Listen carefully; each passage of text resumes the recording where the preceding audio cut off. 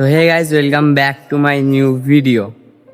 তো আজকে আমি যাব জগদলপুর গোলপোতা হসপিটালে, কারণ আমার হাতে একটু চোট লেগেছে। তো গাইজ আমার হাতের এইখানটাই লেগেছে, দেখে কিন্তু বোঝা যাচ্ছে না, কিন্তু ভেতরটাই লেগেছে। তো হসপিটালে তো যাবো, কিন্তু হসপিটালে যাবার আগে আমাদের যেতে হবে মুন্সিরহাটে, কারণ কিছু দরকার আছে। এই গাড়িটাকে নিয়ে আমরা এখন যাব মুন্সিরহাটে, আর সেখান থেকে কিছু কেনাকাটা করে আমরা যাব জগদলপুর হসপিটালে।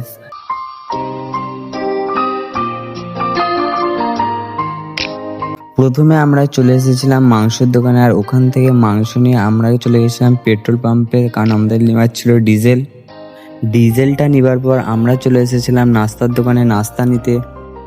তো গাইস, সব কাজ হয়ে গেছে শেষ, এবার আমরা যাবো বাড়ি, আর তারপরে যাবো গোলপোতা হসপিটাল। আমরা হসপিটাল যাওয়ার জন্য বেরিয়ে পড়েছিলাম, তারপরে গাড়িতে চেক করলাম পেট্রোল কম আছে, তারপরে গাড়িতে একটু পেট্রোল মেরে আমরা আবার যাচ্ছিলাম হসপিটালে।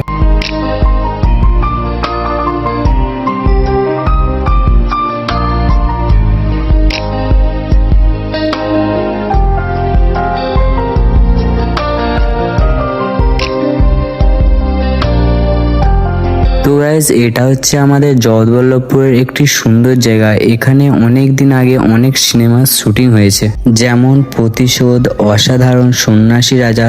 এখানে অনেক বড় বড় নায়করা শুটিংয়ের জন্য আসতেন এক সময়। তো চলে এসেছি গোলপোতা হসপিটালে, আর আজকে গোলপোতা হসপিটালে কত ভিড় দেখো।